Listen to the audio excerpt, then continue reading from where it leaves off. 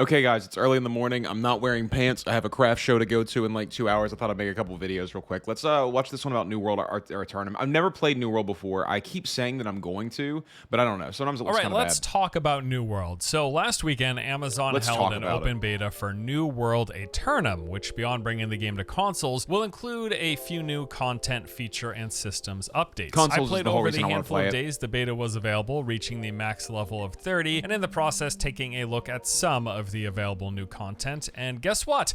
It's New World. There have definitely been a few changes to the game. I think that a lot of times people sort of expect new patches of video games to sort of revamp the video game completely.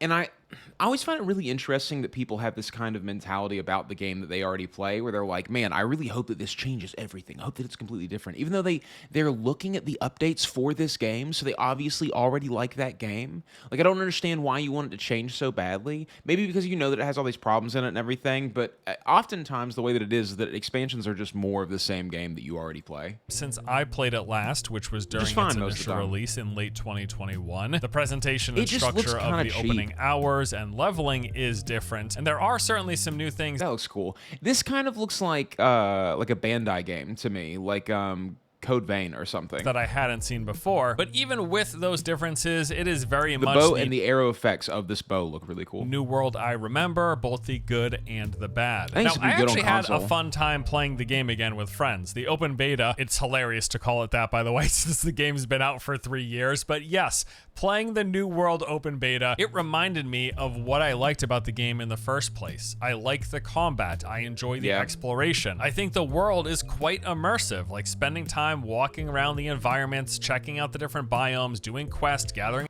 I said it looks cheap. I don't think that's fair. It doesn't look cheap. It looks like a game without a whole lot of character to it, in my opinion.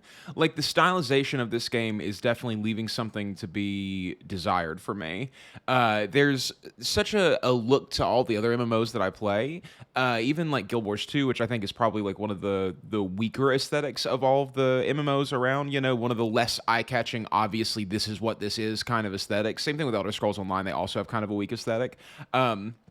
And you know, this one definitely doesn't have that sort of character. This looks like it could be any game. Crafting and then getting into PvP, but that could fights just be because every now New and World then. is like, that is all a good time. A new I liked IP it 3 years ago. Yet. I liked it again when I played this past weekend, but also I can washed my already hair, see so how it's all going to end. There is a clear shelf life to this experience, and I'm not so sure that Aeternum is doing enough to change that. There is fun to be had, and I am actually looking forward to it, but I'm also not the combat almost has a Fortnite-y kind of look to it. Does anyone else see what I'm saying here?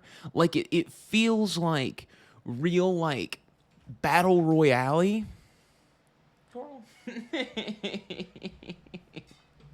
What's my son doing? Shut this door, Carl. Your mom is sleeping. Your mom is sleeping, Carl. You better not want back out. Do you want back out, really? Because I shut the door? Hold on.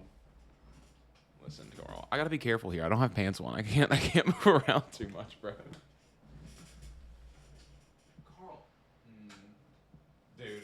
He keeps going over to the door, and then he like tries to open it, but then when I go to open it for him, then he runs away from the door and doesn't want out. Okay. Expecting much after the first week or so. I'm sort of treating the launch of New World Aeternum as a bit of like a sending off party, at least for me. It's like my one last hurrah with the game and a trip down memory lane. You know, memories from 3 years ago. And yeah, we're going to be getting fresh start servers. If the beta is any indication, they should be fairly packed with people, at least for those first few days or that first week or so. We'll all be leveling up together. I really, depending on when this game comes out, I'll probably pick it up and play it on PlayStation or something. I've been playing a lot of PlayStation games lately because of the internet issue and everything and me being unable to stream, so I've like just had less of a reason to sit in front of the computer and play video games other than content creation, which, by the way, I'm working on a Maple Story series, and I'm going to finish the next episode of the RuneScape playthrough. I promise. I've had that footage forever. It's just with a whole new demographic joining in from the console player base, and that will be fun. But is this going to be a new beginning for New World? I don't know. I mean, I think really truthfully that is largely going to depend on how much the console players enjoy the game, if they stick around past the first month, and if Amazon keeps support. It looks like real physics based, you know what I mean? Like, everything looks like it has a lot of weight to it, which is totally a good thing in most games. Like, when you're talking about combat, that's something that people really often like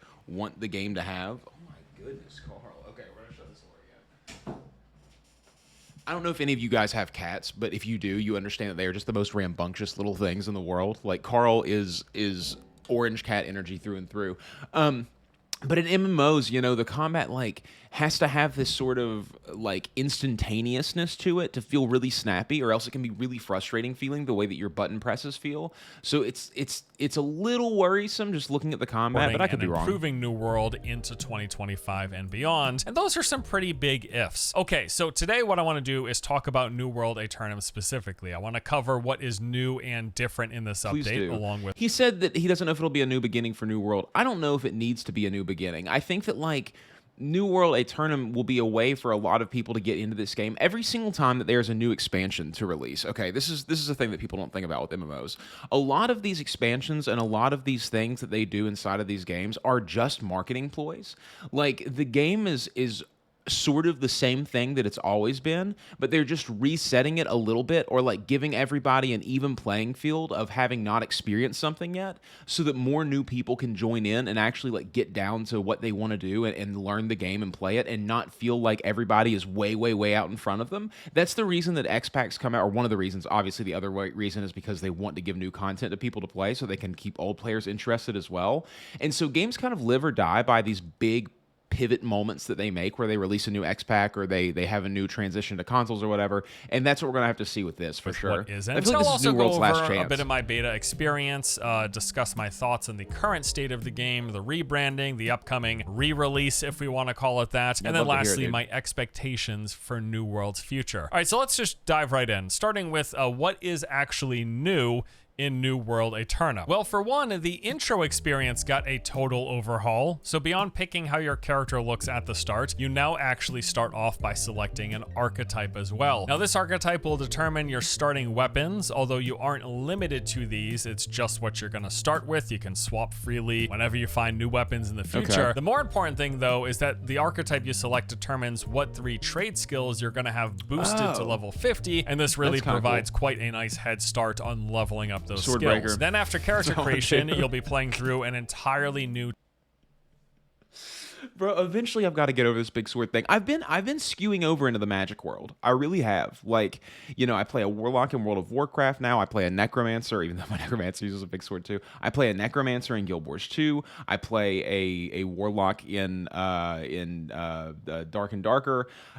You know, I've been skewing. I've been moving over. I've been doing some less melee focused things, but like big sword, just big cool. Tutorial. It still teaches you all those same fundamentals about the game, combat, and movement systems, but you'll be moving through new areas and getting some new story and cutscenes along the way. It is just a tutorial, though. We're not going to oversell this. It lasts like a grand total of 5 minutes. Far from the most important thing. Also, I didn't particularly have any issues with the tutorial part, the tutorialization, and the introduction to New World the last time I played it. But yes, they've done some overhauls, and there's a new onboarding experience for new players. Okay, the next new thing is the Zone of Cutlass Keys. That's an old thing. You're correct, but it's been overhauled. They have changed it, updated it, and now it is an endgame zone, up level to max, and it includes some new areas as well as new content for us to discover. So one of the big things, though, is the fact that half of the zone is now fully open world PvP. So once you actually walk past a certain threshold, there's like a barrier that you're going to see on the map and in-game as you're walking towards it. You go past this, and then you get a notification that you have entered the PvP area and will be auto-flagged for combat after a few seconds. From there, and it is full on, no holds barred, free for all PvP. Your faction doesn't matter, and ESO on tour.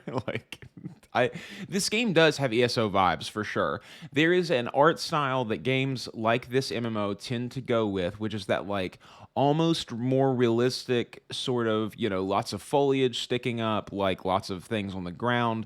This top down almost looks like a Diablo game when you put your camera above it and put it in isometric, like that sort of look. Doesn't matter. This is completely 100% free for all, every man for themselves. Now, of course, this doesn't prevent people from going into this free for all area, being flagged and able to damage each other, but not doing so and still working together. That sort of teaming will for sure happen, and that is something that Amazon is gonna have to address at some point in the future, because that will without question happen. You can't go in groups, you can't be on the same faction, your guild doesn't matter, but people will go in, 10 people people who know each other, and they'll just agree to not attack each other and attack everyone else. Yeah, it's RuneScape. Those are going to be situations that, yes, Amazon will have to deal with, because rather unfair and pulls from the whole spirit of this open, free-for-all, no grouping PvP zone. Now, why would you go there in the first place? Well, the PvP zone, for one, is loaded with higher level and higher quantities of resources. Basically, this is going to be like one of the better places to harvest a lot of materials for crafting very quickly. The catch, however, is that after gathering resources, you actually have to safely leave the zone alive in order to use them, because if you die, it means you drop everything that you farmed. It's the wilderness. Essentially, they've added a mini extraction game into New World, which I think is actually pretty cool. Yeah, now then, beyond that, if you engage in any of the free-for-all PvP, fighting other players within the Cutlass Keys open PvP area, you will be rewarded the special new currency doubloons that you can then trade in for some endgame gear and other stuff. Also in Cutlass Keys is a brand new endgame activity, a 10-person. People are really into New World, yeah? Like, there are people out there who really, really like this game, and it's their main MMO. If I'm sure some of you will probably watch this video if that is true, because I know that there's not a whole lot of content that comes out for these games, so that like people tend to look at the videos that are new. Let me know like what it is about this game that you really, really like, because looking at it, I like every single MMO, dude. Like, there are tons of things about this game that are interesting to me. I'm just playing like 10 MMOs right now. So this one just sort of like blends into the rest of them, but I'm sure it has features that are really, really cool. I remember looking up things about this game, not when it first came out, but like a year and a half after it first came out, because it was on sale at one point. And there were so many negative comments about it that I just skipped over it and decided to save my $20 or whatever it was at the time. But let me know what you actually like about it. I've heard that the combat is kind of finicky. Raid. So there are going to be 3 bosses in this raid. That sounds really small, but 3 bosses, and they say this is going to offer true progression and will be very, very hard, with each boss being more difficult than the last one, requiring coordination and teamwork from a group of up to 10 players. Quite a bit surprising to me that introducing this new 10-person raid, it is going to be only 3 bosses, but I will not judge it until I try it for myself. This raid, by the way, will be dropping the highest item level gear in the game, this in conjunction with the PvP. As far as we know right now, is going to be how you get the best gear in the game once this update goes live. And there is one more sort of a minor new endgame activity in repeatable soul trials. So soul trials are these boss fights that you periodically come across as you're playing through the main story quest and leveling up. Well, they have now added these max level upscaled endgame versions of these fights. What we're not sure of is if they actually have any new mechanics with these endgame variations, or if it's just their damage and health being scaled up. Either way, you're going to be able to do 3 endgame soul trials per day, and presumably they're going to give you some worthwhile currency or resources to make you want to do this in the first place. Now, playing through the beta, I saw 2 soul trials myself, and they were fine, pretty basic fights, although they were the first 2 ones. They weren't terribly difficult in terms of mechanics. My hope here is that the endgame variants do in fact come with changes rather than just, again, the bumped up difficulty via the damage and health scaling. Now, there are some other improvements and additions coming in Aeternum. They've done some updates and improvements to combat. I've always felt that the combat felt good, so barely noticeable because I liked it back then, and I liked it again most recently. I remember just hearing things about desyncing or something, just like people having these little things that just seemed like, I can't even remember what it was completely about now. It's been so long since I looked this up, but I remember that however I was planning on going in and playing this game, the way they described the combat in the game sounded like it would be really difficult for me to play the game like that. And trying this, they have finally added swimming to the game. I mean, that looks pretty good though. You know, like this is like a really good scene. Elder Scrolls Online has a couple of places like this as well. In earlier base game dungeons where it's like fire and water and stuff, and that's always really there are going to be some new items, weapons, and artifacts. They've added this new cinematic camera for when you're engaging in quest dialogue. They've made some movement improvements. This was actually one of the first things I noticed, even just in the tutorial when jumping in this weekend. Movement feels a whole lot better than I remember. It seems like they've made it snappier and just more responsive. I think actually they might have toned back. Movement in MMOs is one of the most important pieces that people overlook a lot of times. Like the ability to not only get around, but to engage very, very quickly. One of my least favorite feelings in an MMO ever is when I'm in a group with people and there's a group of enemies like 300 feet over there, and I can see someone else fighting them, and I don't have any way to get to them quickly. I think that you should be able to engage mobs as quickly as possible, and it needs to feel very like immediate and good.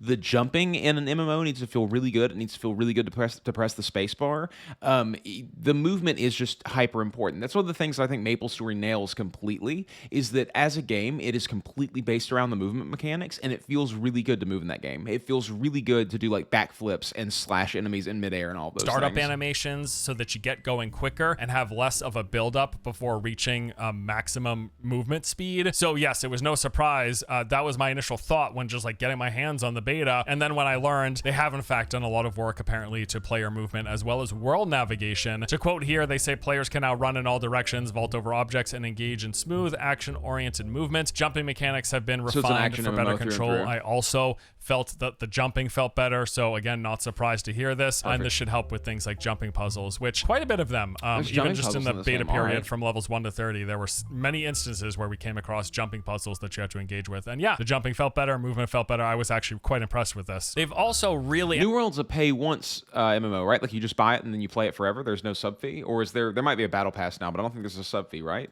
Emphasize the fact that they've done a lot of work into making performance improvements. I noticed this as well. It seems like the game runs better from what I recall. They say that they've done optimization for higher player density and trying to make the game faster. Even just getting into the game is supposed to be quicker. They've also gone ahead and done some visual upgrades like 4K and HDR support. It does feel as well to me like they've done some sort of a visual pass because everything feels a bit more, I would say, saturated or especially vibrant. The colors seem to pop I was thinking the same thing. I remember this game looking very gray and brown, and now it seems to be way more colorful than I remember. It feels like they've done just a general visual overhaul with this Aeternum update. There was always a bit of color to it, this game, but it seems to pop quite a bit more than I recall. So yes, performance improvements and a visual overhaul, or at least some tuning from what I can tell. And then also worth noting, one of the big pushes, major part of the reason this whole Aeternum thing is happening is because they are now finally bringing the game to console. It should have been on consoles. There's going to be a console release with that. All MMOs should be on consoles. You are missing out on an absolutely massive market. There are so many people who play MMOs sitting on their couch with a controller nowadays. You can, with all the advancements and the ideology behind how to map buttons to controllers, we basically, I mean, you know, Final Fantasy XIV has an insane amount of buttons that you can map to a controller. I think there is like no reason for them not to do that. There's going to be full crossplay support, Warcraft, so anyone on the PC, Xbox, and PlayStation version, with maybe the exception of RuneScape, because I don't know how that game would work. Of the game can all play together. Console players will have the option to play on any of the existing servers that are currently live for the PC version. However, with the launch of Aeternum, they're also going to be releasing a bunch of new fresh start servers, and unless you've got friends that are already established and have been playing New World and you want to join them on their current servers, this will be the way to go. Even as someone revisiting the game, I'm not intending to play my old character. Experience of going through a fresh server and checking out all these new updates and leveling with everyone else, that's what I'm looking for. That's what I'm actually interested in. MMO people tend to be very, very afraid of making new accounts in video games, but because they feel like they have lossless progress. But years of playing RuneScape and years of playing MapleStory has taught me that often it's one of the most fun things that you can do is to start all over again. Test yourself from the beginning. Like, you have this memory of it being such a long grind, but in order to get to where you were before, it'll probably take you like a third of the time. We wouldn't come back and play the game if I was just playing my old character, to be honest with you. Oh, and I should mention as well, beyond having cross-platform play, they've also added into the game cross-world arenas and matchmaking, which is a big improvement, especially if you happen to be on a server that was dwindling or dying. Now, one big thing here with this console move and the game having full controller support is that they've also added full-on target locking to the game. So this is going to be similar to a lot of action games. Think like Soul style games where you lock onto a target, you have them your camera straight focused on them, center of mass, and you will constantly track them wherever they move until you... The PvP looks really good. I know this game was originally very PvP oriented, so it makes sense that the PvP looks really good.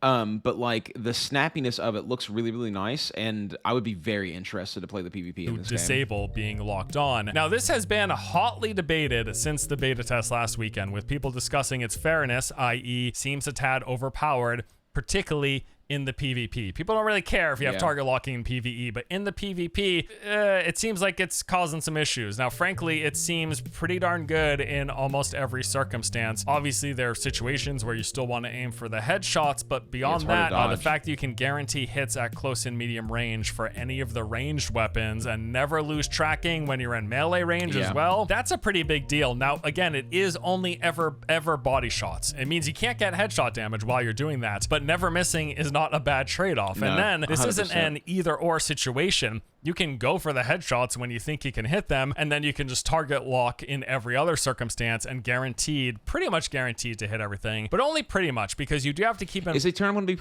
cross-platform? Is it going to be like all one mega server, or are the servers going to be their own things for consoles, the same way that Elder Scrolls is? Mind that projectiles aren't guaranteed hits because they don't track after they've been fired. That's not how it works. So it means that people in close to medium range could still dodge your projectiles, but especially in medium to far range, it's not very hard to dodge your projectiles. And I say that from experience of shooting a ranged weapon at people who are medium or long distance away, playing with my bow, and then also dodging from the other end of that equation. So yes, when you fire a projectile as you're targeted on, it doesn't track them after the projectile starts moving. So anybody can dodge, especially at those further ranges. Like if I target lock and fire a bow shot at someone who is 30, 50 meters away, all they really have to do is slightly move left or right, and they're gonna avoid that projectile because it doesn't lead shots. If they're running left or right, it doesn't shoot in front of them like it's not hit scanned or anything. Need to do when you're firing projectiles yourself, and the arrow doesn't keep tracking them as they move after it's been fired. Nevertheless, though, like I said, for many weapons in many circumstances, it is pretty darn good, especially at medium to close range. Things like a close range blunderbuss shot that never misses. Sure, headshots would be better, but never missing every single shot ain't too bad either, 100%. Unless you're incredibly skilled and you can just do that on your own. Also, Well, that's the thing about MMO combat, and has been for a really long time, is that like tripping people up by getting behind them and doing other things, you know, running around them, using all these different movement tools, have been historically the way that you win PvP fights. And for them to add in target locking, it definitely changes the way that that's going to go. I'll be excited to see what happens, but it feels more like you're just duking it out and DPS checking each other. For missing melee hits when players are jumping, bouncing all around you in melee range, the fact that you can guarantee hit everything if you just keep them locked on, that's also really good. So we're going to have to see once Aeternum eventually launches if they make any tweaks or changes, or just remove locking onto players in PvP, because that has been a hot button topic over the course of this whole past week. So that's the basic overview of the new stuff coming with Aeternum. Now, frankly, this is a nice little update. It's not substantial in terms of the amount of new content, but there's some new stuff here, and they've made improvements like we've discussed. I think really one of the bigger hurdles that Amazon is going to have here is how they're offering this update, its branding, how they've marketed it, and then the price point as well. And let me explain. So if you're a console player, this is pretty straightforward. The game has never been available before on your platform, so if you want to try it on the console, it's simple. You make a single purchase of New World Aeternum, and it gives you access to everything, all the content and features in the game right now for PC players, as well as everything that we just overviewed that's being added when Aeternum launches on October 15th. You're going to have access to all of that. If you're a PC player, though, it might be a little more complicated. So all of the base game that you bought when you first played New World, like if you bought New World when it first launched, that is all there, along with these changes and updates coming to Aeternum within the confines of the areas that you played and had access to back in the day. However, there is a whole chunk of content you won't have access to if you didn't buy the Angry Earth update. Angry Earth launched last year, and there's a bunch of stuff that came with that isn't in your base purchase. So as a PC player, if you're hearing about Aeternum and you're like, hey, I want to come back and check it out, you got to remember there will be stuff you won't have access to unless you purchase Angry Earth. That stuff includes access to the mount system, which now unlocks at level 20, access to the new level cap, access to the higher item level gear, and then also access to several different zones and dungeons that are also Angry Earth specific. Now, cost-wise, this is all a wash. It's all the same. The base version of New World Aeternum launching on Xbox and PlayStation, that costs $60 US dollars, whereas the base version of New World on PC plus purchasing the Angry Earth DLC, that bundle also costs $60. And I think what about this that could specifically be a hurdle for Amazon is convincing those PC players who might have tried the game at launch, stopped playing for whatever reason, and then are now hearing about Aeternum, convincing them to fork over another $30 to have access to everything if they've already felt burnt the first time around. That could be an issue. And it's not about fairness or anything, because again, price-wise, it's all the same. It's about perception of it all, right? So like, the thing that's going on there is that people who have already bought the game, they feel like Amazon kind of owes them something because they were an early investor inside of this new IP, and then they felt like they didn't get their money's worth the first time, and then Amazon is like, no, for real though, this time, we're going to give you your money's worth. Like, just trust us on this. Like, pay more money to us. And they've already paid that first purchase up front, even though it costs exactly the same as console players. They feel like they're owed something, and they kind of are, because they're like the reason this game is still around. It's more about, can they entice players who stopped playing to come back and spend. And like, at the end of the day, that's the truth, man. They're just trying to, like, they want you to hand over money. That's the goal that they're trying to get here. Another $30, and you have to convince people of that. It doesn't matter what's right or wrong here. What matters is how you're going to get people to hand over their money. Of course, the simple answer here can just be, hey, you can come back if you like see Aeternum and you're interested in trying New World again. You can come back, play as much as you can until you reach those bottlenecks of not having access through the Angry Earth update. Once you reach those bottlenecks of content, and after you spend some time, you could decide then if you want to spend the additional $30. I think the one big thing, though, that is going to you can only milk a single cow so much, and they've already milked a lot of the cows on PC. So the console gamers are going to be the ones who probably fork over the most money. Probably upset some people is that while you're leveling at level 20, everyone else who has Angry Earth or who bought the console version is going to be running around on their mounts, and unless you also buy Angry Earth, you won't have access to the mount. Frankly, if I were to give advice to Amazon, I would say I think they should remove the mounts from being locked behind the DLC and put that just in the base game for everybody, to put everyone on even footing up until the end game. I think that would be the smartest thing. I would delay that purchase decision until they've had a chance to experience and decided, hey, am I liking this or not? I think that alone, you're going to get people shutting it off. I think you're going to have people who played New World when it first came out. They hear about Aeternum. They're like, fine, I'll give New World another shot. Why not? They jump in. They spend a couple hours. It doesn't take very long. They get to level 20. A bunch of people all around them, probably most people all around them have mounts. And they're like, how do I get my mount? I have to buy this DLC to get them out? No, thank you. If you delayed that purchase decision until after they're invested and after they've played a bunch and they've gotten close to Endgame, and then in order to get into Endgame... Well, the real problem is that, okay, so there's two types of people in the world, or there's three types of people in the world. Let's go ahead and talk about that. There's three types of people in the world. There's the first type of person who's going to buy everything right up front. The second they get a game, they want to have it all unlocked, and they're probably never actually going to play half the content that they paid for. They're just going to buy everything because they think that's the right thing to do. That's the right way to play the game. I want to have it all because, you know, what if I really like it? Then I want to play it. That's like the first type of person's mentality. There's the second type of person's mentality who's going to log in and play the game a whole bunch, and they're never going to get to end game. They're just going to kind of like mess around. They're not going to miss that content whatsoever, so they're never going to make that secondary purchase. Then there's the third type of person who actually plays the game all the way through. They unlock a whole bunch of content, and then they buy the actual expansion, and then they play it. That third type of person really lives or dies by whether or not they actually like the game, and that final purchase that they make is like the biggest purchase because it basically doubles the amount of money that they've spent on this game. What I would do if I was Amazon is I would make it a one-time purchase. I would have made this just another X pack, honestly, and I would have added more content to it and sort of done that whole thing. I get that it's a whole reworking of it, but like I think that it's a really bad idea to make people have to pay again in order to come back to basically a small update that just like changes the mechanics of the game. They have to spend $30. I think that would be an easier pill to swallow for a lot of people. That's just my general advice. Speaking of Endgame, let's talk about it. This has been one of the major pain points. I'm guessing 20% of the sales come from PC players when Aeternum comes out, and then the rest of it comes from console players. Brought up time and time again because people are already here. Mainly, the complaint has been that the Endgame isn't quite as fleshed out as players would like. So similar to most every MMO, Endgame in New World is all about finding ways to power up and take on harder content. So you want to get the better armor, gems, and weapons that make you stronger and let you take on the Endgame PvE and more easily take on other players in PvP. So chest runs dungeons are still a thing where people will run around running trains through these zones, opening chests to get access to high-level gear and resources and all of that stuff, killing some mobs along the way. Then there are the mutated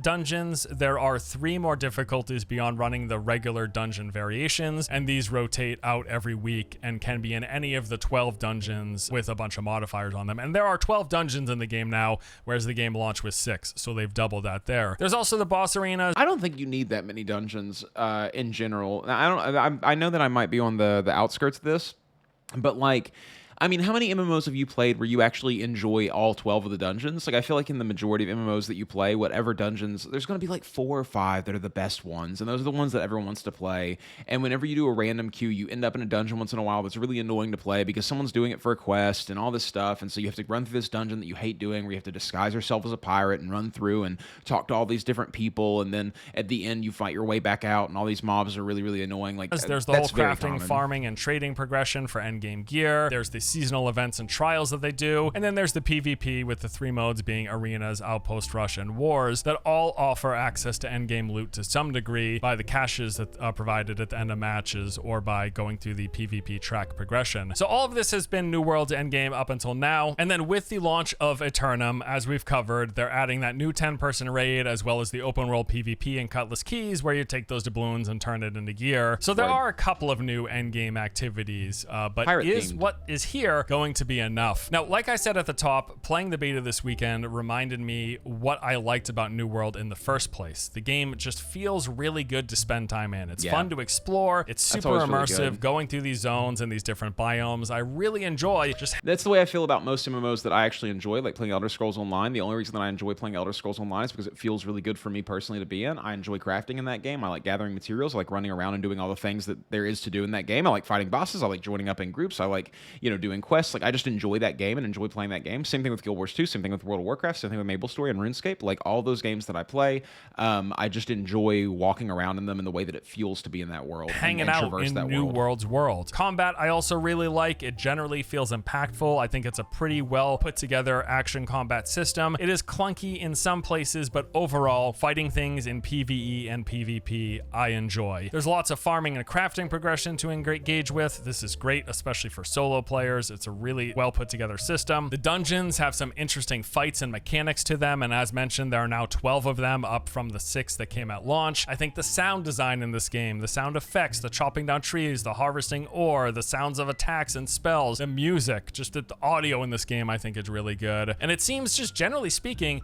that even the people who are most critical about New World and say that, hey, even though it's not the forever MMO we wanted it to be, you can definitely still get 100+ solid hours of entertainment. And it's true that these core elements in New World are good, and it's what I enjoy. It is why I played a couple hundred hours of the game at release. And it's a complicated thing with New World, right? Because it's not a subscription-based MMO, which means that they don't really have any desire for people to be there for a really long time. They just want to get your money for you to feel like you got what was worth it out of it, so that your reviews of the game are genuinely positive, and then you bring more people to come in and sort of pay that money to buy this game and play this game. There is a problem with MMOs, regardless of the fact that it's not really set up to be an MMO that everyone plays forever, and the fact that nobody wants to play a dead MMO. So if you don't retain players and you don't have this rabid player base that's there playing it all the time, the world will feel less alive and people won't flock to it the way that you want them to. And that fact, combined with the updates that I've missed since it launched 3 years ago, at this point, it does feel for me that there's going to be enough for me to enjoy one more playthrough. The beta reminded me that I liked the core foundation, and there is a bunch of stuff beyond that I've yet to see. So I am actually looking forward to giving the game another go. It's just that my long-term expectations are pretty near zero. From everything that I've heard and seen, it seems like they've done little to address one of New World's biggest problems, and that being that there's no real endgame hook to promote longer-term engagement. Not enough content at max level to keep the dedicated players busy after a few weeks. Now, in working on Aeternum and the console launch, it seems like they abandoned their plans over the past year, releasing little content since their last update in October 2023, which seemingly is what has led to the decreased player count on PC, with the game now sitting at roughly 3,000 average peak concurrent current daily players, all of which is to say there are a lot of eggs in the New World Aeternum basket. So my expectation at this point is that if the game ends up being a smash hit on consoles, if they get a lot of traction amongst the Xbox and PlayStation users, then I would expect they'll continue to release content updates in the coming year into 2025. However, if not, and if the PC player base doesn't get a bump either, well, then I'd expect we shouldn't expect much else from the game going forward. By all accounts, Amazon is all hands on deck for the in-development Lord of the Rings MMO, and depending on how this launch of Aeternum goes, this is one last tap of the New World faucet in order to get enough money to make this Lord of the Rings MMO. Which, by the way, I'm pretty excited about the Lord of the Rings MMO. Lotro's a really, really good game. We'll talk about that at some point on this channel, I'm sure. And if they can capture some of that magic again of being in that world and going around and exploring the Shires and walking to Mordor and doing all these quests and really like leveling up, Lord of the Rings Online, the majority of that game is about exploring the world and playing the game and like leveling up and doing all those things. And Endgame is much less focused in that game, which I think is a really, really interesting thing because Lord of the Rings literally as a series is about the journey, not about the destination.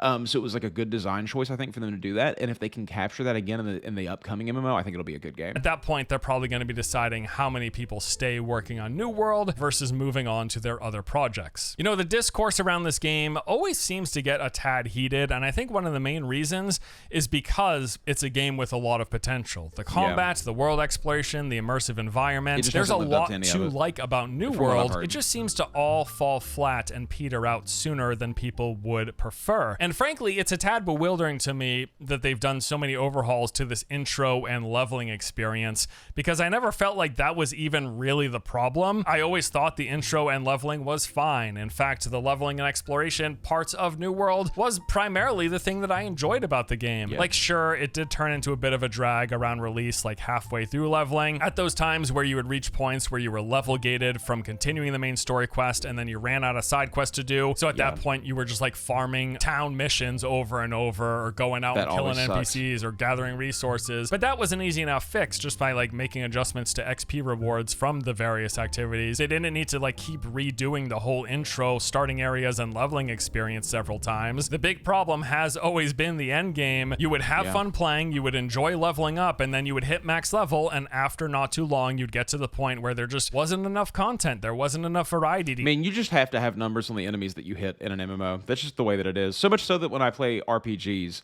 like action RPGs, I want to see the numbers too. Keep you engaging and coming back week after week. Now, we will know way more about New World's future very, very soon, as the Aeternum update will be launching about 1 month from now, and I will likely be doing some sort of a follow-up video. At the very least, like I said, I'm happy to give the game one last hurrah. I will play Aeternum. It's going to be just like any new MMO launch, with this overhaul and the fresh servers and a bunch of people playing all at the same time, especially if I can convince some of my mates to join me. That'll be a fun time. Will it be 1 week? Will it be 2 weeks? If I get that out of it, I think that'll be pretty good. And like I said, I think it's long-term success, if it has any chance in the future, it's going to largely hinge on that console player base. How much do they like the game? How long do they stick around? How many people buy it? That will lead to Amazon deciding, my guess, if they continue to support it much further into the future. We'll be finding out in the not too distant future. But that's it. Well, good for Force Gaming, man. The video was really nice. I think it's probably one of the best videos that I've watched about New World so far, as far as being fair to the game and actually showing me what the benefits of playing this game are. Leave this video a like and subscribe to him if you haven't already. It's a hard thing for me to talk about new MMOs at this point in my life, because I think a lot of people really expect, whenever you start playing the game that they all play and you're making content about it, they think, oh, this is the one. This is a guy who's going to really like fall in love with this MMO. He's going to be here forever. He's going to play this like all the time. And man, I just feel like at this point in my life, like my time for that kind of play style in an MMO has ended. My wonder and my like deep falling into the mesmerism that can happen in a video game like is fewer and further between now at this point. Like, if you would have caught me 2.5, 3 years ago when I was playing a lot of these MMOs for the first time, when I was playing World of Warcraft for the first time, when I was like really getting back into MapleStory and I was like trying to learn all these deep mechanics and everything, and I was playing the mobile version on my phone so I could get extra points a day so that I could get more totems, so that I could boost my spawn rates and do all those things, and I was in World of Warcraft Reddit threads trying to figure out what the next thing for me to do was and what the best way for me to do everything was and which characters I needed to level up for the next expansion and all these kinds of things. Like, if you would have caught me at that point, you would have seen a person who could have been captured by one of these MMOs, but because I've played so much of them at this point, like, they feel like a collection of systems to me nowadays, and that's sort of the thing that they're all battling against each other with, is like, which system is the better system, who's got the more variety for me, who has the thing that's going to keep me around, who has the community that I'm going to enjoy playing around the most, and their personality types like mesh with mine the best. There's just so many little things that it's not the way that it used to be. I no longer am like, when people tell me, welcome to Tyria when I first started playing Guild Wars 2, like, that's a really specific type of person who's living in this world and really enjoying it. And for me, it's not like that anymore, like, it can happen and I can really enjoy a game, and I've really, really enjoyed playing Guild Wars 2, but it's not like, people wanted Asmund to play Final Fantasy XIV forever, and he just didn't. He played it, got his like fill of the game, enjoyed the content, got his experience out of it, and then he, hasn't logged back in for a while. And I think that that's an okay thing for people to do, but it's not what a lot of the people who like a game enough to come here and watch a video about that game might feel about those games. But I'm here to sort of give you guys the platform to be able to explain why you love the game so much and what you're doing there and how your whole experience has happened. The same way that I have that kind of experience with a game like old school RuneScape, where, I've lived in that world and it was magical to me, and I feel like at home there, and I know everything to do, and I have like a long list of goals every time I log in and all those things. Like, that's sort of what we're doing here, and I think it's like an important thing to remember. All right, guys, that's the video for today. I hope you guys enjoyed it. Leave a like if you did, and thank you for watching. I'll see you in the next one. Be safe out there. Bye.